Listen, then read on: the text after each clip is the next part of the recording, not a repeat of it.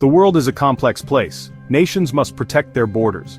For an archipelago like the Philippines, this is a unique challenge. Its territory is vast, a collection of over 7,000 islands.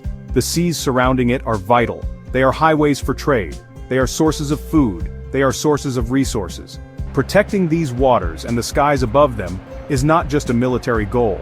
It is an economic and national necessity. This is where the story of air power begins. Fighter jets are more than just machines of war. They are symbols of sovereignty. They are the nation's first line of defense against threats that come from beyond the horizon, moving at the speed of sound. For decades, the Philippines has navigated the difficult path of building a credible air force. It is a story of ambition, reality. It is a tale of powerful alliances, severe budget constraints. The journey reflects the nation's own history, marked by periods of strength, times of struggle. Understanding the role of fighter jets in the Philippine Air Force is to understand the country's strategic priorities. It is a look into how a nation defines its security in a region that is constantly changing. It is a story of resilience, a testament to the enduring spirit of the Philippine Air Force and its unwavering mission to guard the nation's skies against all odds, today and into the future. The Second World War left the Philippines in ruins, but from that destruction came a new beginning. A sovereign nation was born, and with it, the need for its own military. The Philippine Air Force, or PAF, was formally established. Its first task was immense. It had to build an air arm from scratch. The United States, a key ally, played a crucial role. It provided the new Air Force with its very first aircraft.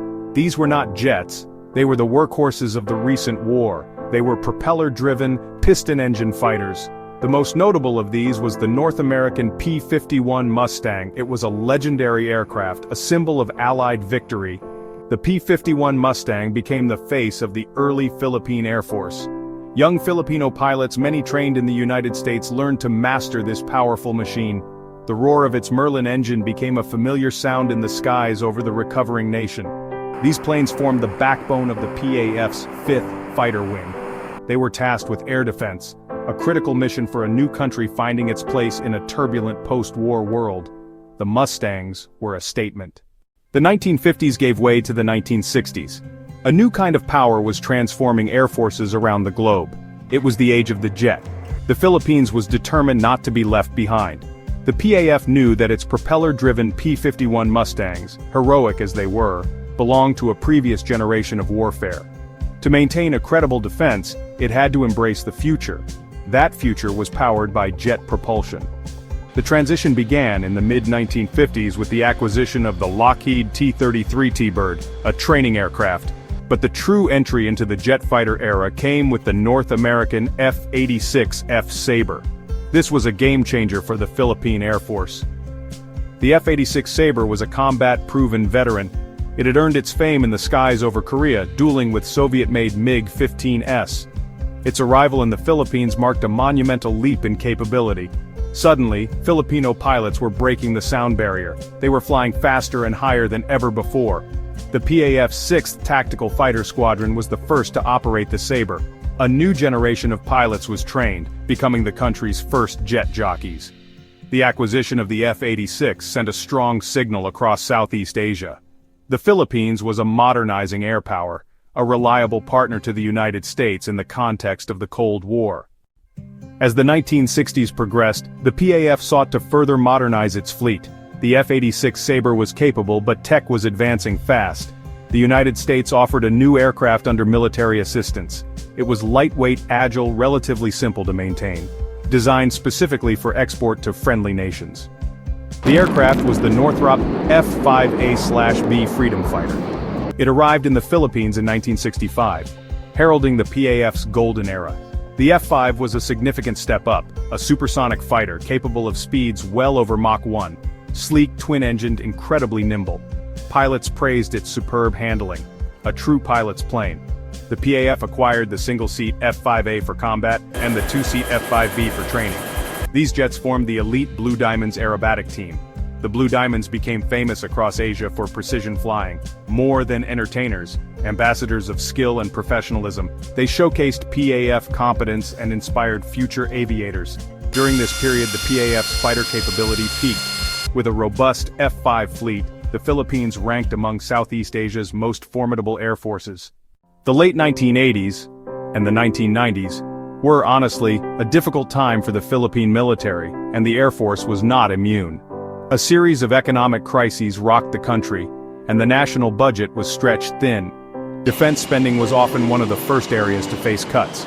This, unfortunately, had a direct and devastating impact on the Philippine Air Force's fleet of F-5 freedom fighters. These jets, which had once been the pride of the nation, were growing old. Like any complex machine, they required constant maintenance and a steady supply of spare parts to remain airworthy and combat effective. But the money was simply not there to support them adequately. The problem was, compounded by the withdrawal of United States forces from Clark Air Base and Subic Naval Base in the early 1990s. This departure had a significant logistical impact. For decades, the Philippine Air Force had benefited from the proximity of American supply chains and technical expertise. Suddenly, that support system was gone. Sourcing spare parts for the aging F-5s became a monumental challenge. The year 2005 marked the end of an era. The Philippine Air Force made the difficult decision to officially retire its entire fleet of F-5 freedom fighters. After nearly 40 years of service, the venerable jets were permanently grounded.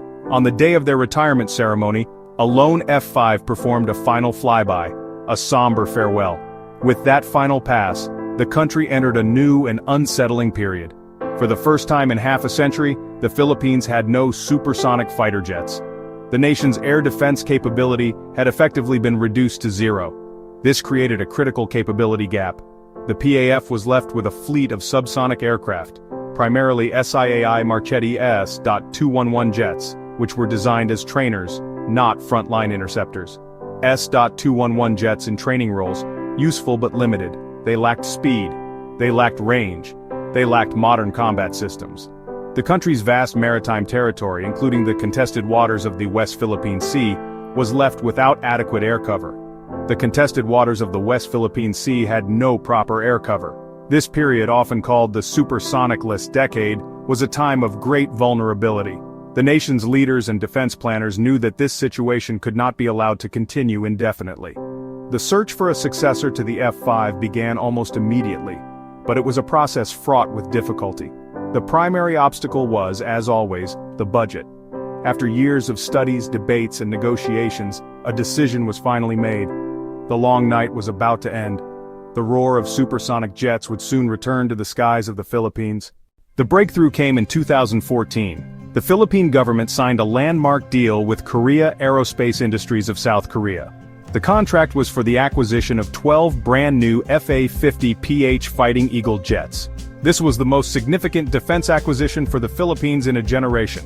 The FA-50 is a light combat aircraft, a multi-role platform developed from the T-50 Golden Eagle supersonic trainer. For the Philippines, it represented a quantum leap in technology. It was a modern aircraft equipped with a capable radar. It featured a glass cockpit. It had the ability to carry a variety of air-to-air and air-to-ground munitions. The supersonic drought was officially over. In November 2015, the first two FA-50PH jets touched down on Philippine soil at Clark Air Base. Their arrival was a moment of immense national pride and celebration. As the jets taxied on the runway, they were met with a traditional water cannon salute. The sight of these sleek, modern fighters marked a visible turning point for the armed forces of the Philippines. It was a clear signal that the era of decline was over, and a new era of modernization had begun. For the pilots of the PAF, it was the realization of a long-held dream. They would once again have the tools to effectively perform their mission of guarding the nation's airspace at supersonic speeds. The integration of the FA-50PH into the PAF was a methodical and deliberate process.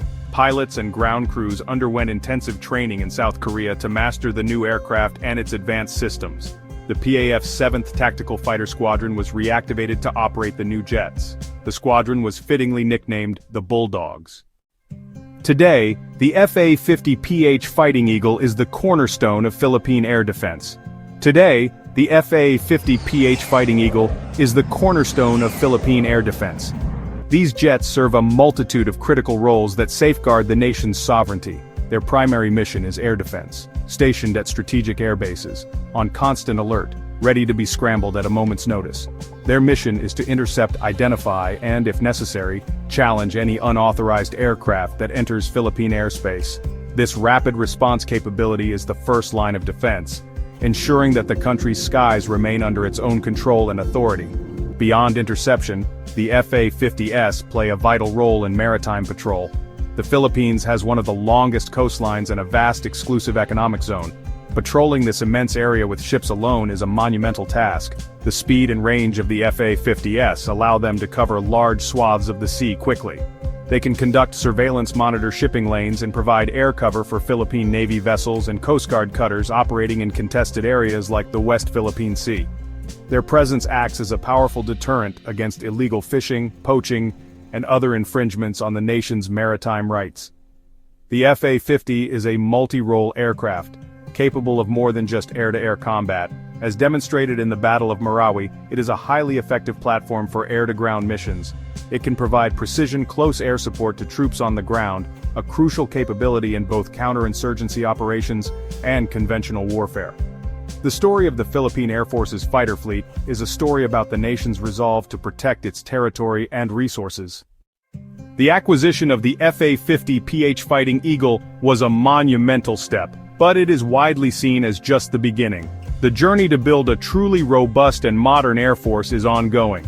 Defense planners know a squadron of 12 light combat aircraft is not sufficient to fully defend an archipelago of this size and strategic importance. They are a crucial first step in regaining lost capabilities, but more is needed. The future of Philippine air defense is focused on the next phase of modernization, Horizon 3 of the AFP Modernization program. This phase aims to acquire more advanced and capable aircraft. The ultimate goal is to operate a fleet of multi-role fighter aircraft, more advanced than the FA-50 with superior range, greater payload capacity, and more powerful radar and electronic warfare systems. The PAF has been studying potential candidates: F-16 Viper, JAS-39, Gripen. Acquisition would be a quantum leap, putting the Philippines on par with other modern air forces in the region. This is the aspirational next step for the guardians of the Philippine sky. However, the path forward has challenges. Acquiring MRFs requires significant, sustained financial commitment. It demands long-term development of support infrastructure, determined to acquire the tools to keep the nation's skies protected by vigilant, capable guardians.